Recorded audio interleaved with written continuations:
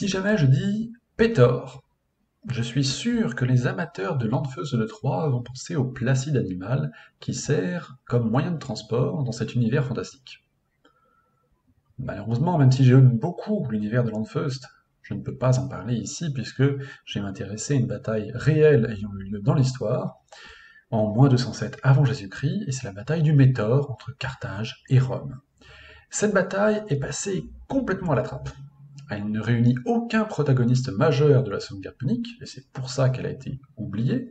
En effet, Scipion est en Espagne et Hannibal est toujours dans le sud de l'Italie, tandis que là nous sommes en Gaule cisalpine, autrement dit pas loin de la plaine du Pô, donc le nord de l'Italie. Alors, pourquoi est-ce qu'elle est importante? Parce que c'est le moment de bascule de la Seconde Guerre punique, pardi! Ben oui, hein, voilà. On s'occupe de Cannes, qui est une victoire inutile pour Hannibal, et on s'occupe de Zama, qui est une victoire décisive pour Scipion, mais entre les deux, on ne dit pas comment est-ce qu'on arrive d'une situation où Carthage domine à une autre où c'est Rome qui domine. Bah oui, on a loupé la moitié du film. Faut faire un retour sur image. Alors, pour quelle raison j'adore cette bataille du Métor, au-delà de l'aspect purement militaire, tactique, etc. Parce que nous sommes, au niveau géostratégique en moins 207, au tournant de la Seconde Guerre punique.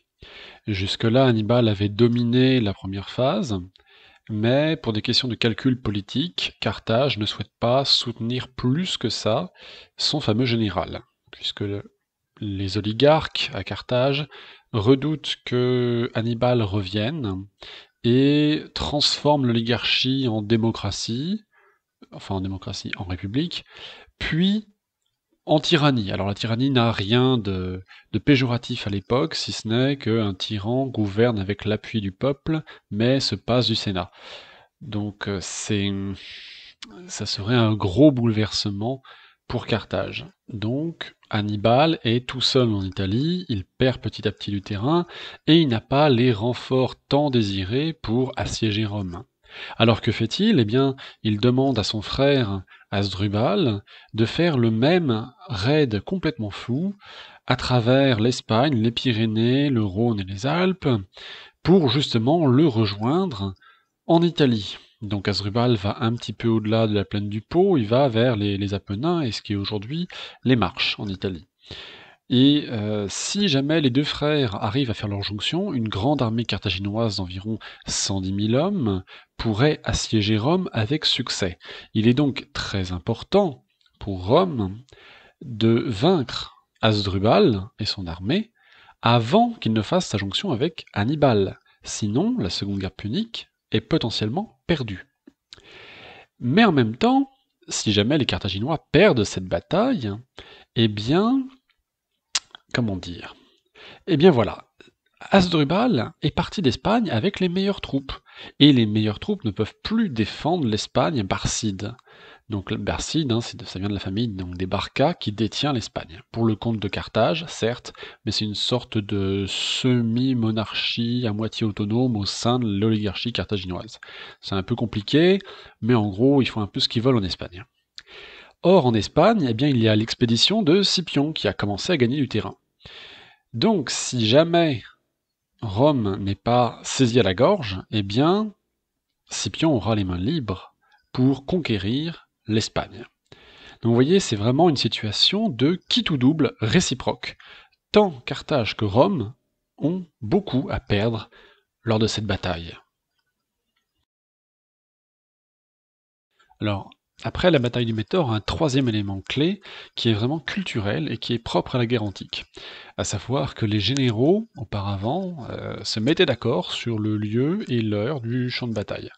C'est-à-dire que quitte à ce que la guerre soit menée, quitte à ce qu'une bataille ait lieu pour essayer de faire la paix, qu'elle soit décisive, que les choses soient réglées une fois pour toutes, on choisissait un champ de bataille et une heure convenue où les deux armées s'affrontaient et se déployaient puis s'affrontaient. On faisait les choses dans les règles de l'art. Mais Salinator, lui, il avait prétexté devant Hasdrubal, enfin devant ses émissaires, une sorte d'hospice défavorable, ou plutôt une volonté de ne pas se battre suite à des prétextes religieux. Et Asdrubal avait respecté, donc ça c'est à son honneur, mais ce côté purement gentil d'Asdrubal de respecter ce principe religieux de Salinator, c'est ce qui va le conduire à sa perte. Parce que le lendemain, eh bien, il se rend compte qu'il n'y a pas un camp romain face à lui, mais deux camps romains. Et pendant l'entrevue de Salinator, eh bien, ces hommes avaient constaté que certains boucliers des Romains n'étaient pas astiqués comme d'habitude, et que certains chevaux paraissaient plus fatigués que d'autres. La raison était que Néron l'Ancien et ses troupes revenaient donc d'une marche forcée et qu'ils n'avaient pas encore eu le temps de se reposer. Or, le jour d'après, eh bien, ils ont quand même reconstitué leurs forces. Enfin, ils se sont un peu plus d'aplomb. Donc, même si ces troupes ont été fatiguées par une longue marche, après une nuit de sommeil réparatrice, eh bien, ils sont prêts à se battre. Et donc, Asdrubal n'est pas complètement idiot. Mais il va commencer à faire marche arrière. Il se dit: ah, oups, j'ai quand même deux légions face à moi, donc je bats en retraite. Enfin, deux légions, deux ensembles de légions, puisqu'on est proche de 40 000 hommes. Mais c'est dans ce mouvement de retrait qu'il perd déjà un petit peu la bataille, puisqu'il va chercher un passage à gué pour ses chariots qui transportent eh bien, les vivres, les tentes, les armes, enfin tout ce qu'on voudra, et en fait, eh bien, il ne trouve pas ce passage à gué, et ses guides gaulois cisalpins sont en train de l'abandonner parce qu'ils ont compris que le commandant carthaginois avait peur des Romains, et donc ça ne servait plus à rien de rester dans cette armée. C'est là où on voit que finalement ça tient à rien une bataille. Et c'est justement le moment où les Romains vont en profiter pour attaquer Asdrubal sur son arrière-garde. Et là, eh bien, les Carthaginois sont quand même courageux puisqu'ils vont faire volte-face. Je vais donc venir à mon quatrième point, à savoir la tactique pure utilisée lors de la bataille du Métaure. Et c'est donc une course-poursuite au début qui dégénère en bataille rangée.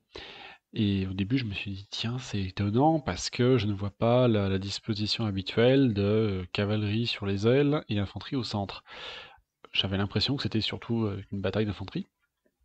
Et en fait, si, il y a bien une bataille de cavalerie qui entame le combat, hein, et au début, donc, les cavaliers donc, de Rome vont s'entrechoquer avec les cavaliers hispaniques. Donc les cavaliers hispaniques ne sont pas les Numides ni les Carthaginois. Ces cavaliers ibériques sont un petit peu moins forts. Et donc, ils font jeu égal avec la cavalerie romaine. Donc, l'aile gauche des Romains et droite carthaginoise sont équilibrées. S'ensuit un duel donc d'infanterie au centre, et donc là, c'est vraiment la Légion contre les mercenaires issus de tout le monde carthaginois. Ces mercenaires peuvent être carthaginois, libyens ou ibériques. Et donc c'est une qualité donc d'infanterie combattant en glaive qui vaut à peu près celle de la Légion. Alors la supériorité numérique carthaginoise aidant, ils tiennent bien leur ligne. Et puis naturellement au centre, eh bien il y a les éléphants carthaginois qui sèment un petit peu la confusion et le désarroi au milieu des premiers rangs des Romains. Et c'est là qu'il convient de noter une évolution de la Légion. Par exemple, eh bien, on ne parle pas du rôle des vélites, ou des velites, ça dépend comment on prononce. Il faut donc croire que les éléphants carthaginois percutent directement les rangs des Astati. Et Tite-Live rapporte que eh bien, les courageux soldats romains essaient de se glisser sous le ventre des éléphants pour justement les éviscérer. Opération à haut risque. On peut quand même considérer que la plupart des Astati qui se livrent à ce type d'exercice périssent plus qu'ils ne réussissent. Non, le véritable avantage des Romains dans cette bataille pour vaincre les éléphants, ce sont des archers. Alors c'est plutôt rare de voir des archers dans la Légion républicaine, hein. Ils auront bien sûr des archers dans l'Antiquité tardive, mais les légionnaires romains, d'habitude, n'ont pas d'archers pour les soutenir. Donc il y a fort à parier que ce sont des archers crétois qui ont été recrutés comme mercenaires suite à la pénurie d'hommes que Rome a rencontrés après la bataille de Cannes. Et ces fameux archers crétois vont viser les éléphants. Alors peut-être qu'ils réussiront à viser leurs yeux, mais dans tous les cas, petit à petit au cours de la bataille, eh bien les éléphants carthaginois vont devenir fous à cause de la douleur qu'ils endurent et de la crainte qu'ils ont au milieu du champ de bataille. Vous ajoutez aussi autre chose à cela, il était courant d'essayer euh, de manipuler un peu le psychisme des éléphants pour leur faire supporter justement le chaos d'une bataille. Et alors, j'ai vu dans un documentaire qu'apparemment, eh bien, on faisait boire une boisson alcoolisée aux fameux pachydermes, hein. Donc, ça explique que les éléphants chargent tout droit comme ils peuvent et fassent fi du danger. Alors, cette hypothèse n'est pas validée par l'ensemble des historiens, mais on peut quand même voir que l'hypothèse a été au moins formulée au moins une fois. À ce stade de la bataille, la situation est donc très confuse, puisque sur la gauche de Rome, la cavalerie eh bien, fait jeu égal avec son homologue carthaginoise. Au centre, les légionnaires romains ont souffert, mais Carthage n'a plus son atout maître que constituent les éléphants. Conclusion pour Néron l'Ancien, c'est que la décision ne peut être remportée que sur la droite romaine ou la gauche carthaginoise. Et qu'est-ce qu'il aperçoit sur la gauche des Carthaginois? Eh bien, des mercenaires gaulois qui ne sont pas trop enclins au combat, puisqu'ils vont tenir en fait leur position, mais sans montrer trop d'ardeur. Ce que va faire Néron l'Ancien, c'est un changement d'aile, et ça, c'est vraiment non pas un coup de génie, mais un pari osé qui peut s'apparenter à son opération de rideau ou d'écran de fumée qu'il avait fait devant Hannibal, à savoir qu'il va utiliser un rideau défensif, fait des astatis bien sûr, et après, on ne sait pas trop s'il va laisser les triarii en réserve, ou s'il va aussi joindre les triarii aux principes, qui vont faire un grand mouvement de contournement à l'insu de l'ennemi. Et ensuite, il va jeter toutes ses forces de réserve sur la gauche romaine. Donc là, ça va être le tournant de la bataille, puisque la cavalerie carthaginoise va être débordée par cet afflux de légionnaires, qui va même ensuite arriver dans le dos du centre carthaginois.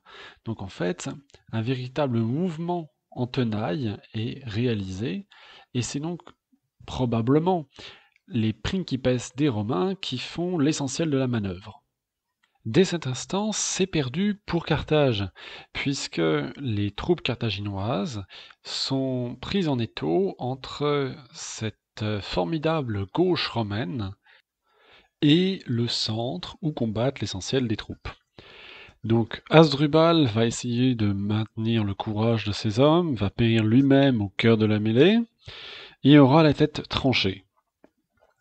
C'est comme ça arrive, ça fait partie des risques du métier. Et il ne va rester à l'armée carthaginoise que les fameux 10 000 Gaulois qui n'étaient pas forcément très motivés pour se battre. Ils vont donc très naturellement fuir puisqu'ils ont le champ libre. C'est ainsi que Salinator et Néron l'Ancien vont remporter une très brillante victoire.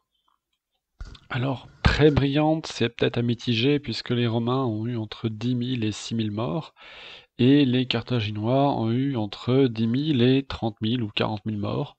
Ça dépend un petit peu des estimations qui sont très fluctuantes d'un historien antique à l'autre. Néanmoins, les Romains ont capturé 4 éléphants de guerre, et ça, c'est un fait nouveau puisque les éléphants de guerre, c'est vraiment précieux dans l'Antiquité pour dominer le champ de bataille. J'y reviendrai au cours d'un autre épisode. Et c'est aussi important pour les Romains si jamais ils veulent organiser des jeux du cirque où ils peuvent abattre l'un de ces pachydermes pour justement exorciser les peurs de la foule. Parce qu'il faut savoir qu'à l'époque, eh bien, les jeux du cirque sont en plein essor à Rome. Au début, les jeux du cirque, c'était un héritage étrusque. Lorsqu'il y avait un décès de personnes importantes, on organisait donc des combats de gladiateurs ou des mises à mort d'animaux sauvages pour honorer donc la mémoire des défunts et essayer de s'attirer la faveur des dieux. Mais avec Hannibal qui a infligé défaite sur défaite à Rome, eh bien, les Romains avaient pris pour habitude de faire de plus en plus de jeux du cirque pour s'attirer enfin les faveurs des dieux. Mais en fait, ils essayaient surtout, en tant qu'hommes politiques qui organisaient les jeux du cirque, de s'attirer les faveurs de la foule. Et c'est ainsi que Hannibal s'est retrouvé involontairement le plus grand mécène de l'industrie, enfin, il n'était pas mécène, pardon, mais le plus grand inspirateur de l'industrie du divertissement à Rome, puisqu'en fait il fallait oublier que Hannibal était toujours aux portes. Néanmoins, cette victoire présente un intérêt, on va dire tactique, qui est bien mieux retenu par les historiens anglais que par les historiens français. Et on s'en rend pas compte, mais en fait, cette tactique du rideau défensif, puis du changement d'aile pour contournement et prise en tenaille, il sera utilisé par des généraux bien plus connus par la suite, comme Jules César, par exemple, dans la guerre des Gaules, ou bien plus tard encore, par justement l'ancêtre de Winston Churchill, hein, le premier duc de Marlborough, lors de la bataille de Ramillies contre Louis XIV et ses généraux. Donc cette bataille est vraiment cruciale, tant pour la poursuite de la Seconde Guerre punique que pour les généraux des siècles qui ont suivi. Pour revenir à nos moutons, à savoir la Seconde Guerre punique, on se rend bien compte que le Métor c'est le tournant de cette guerre, puisque à partir de moins 207, eh bien, l'Espagne barcide n'a plus aucune vraie troupe pour tenir tête à Scipion. Scipion, même s'il gagne une bataille d'envergure à Ilipo, eh bien, bon, je dirais qu'il a quasiment les mains libres pour conquérir l'Espagne. Je résume beaucoup, je ne veux pas lui enlever du mérite, mais c'était un petit peu facile pour Scipion de conquérir l'Espagne carthaginoise, même si la bataille d'Ilipa, qui a eu lieu en moins 206, n'était pas gagnée d'avance. Dans tous les cas, Rome dispose de la supériorité navale. Donc il est très facile pour Scipion de prendre ses vétérans d'Espagne et de les débarquer devant les murs de Carthage en moins 203. Donc à ce moment-là, je dirais que le cours de la guerre est réglé, puisque c'est Carthage qui a une menace directe devant ses murs, et elle est obligée de rappeler Hannibal.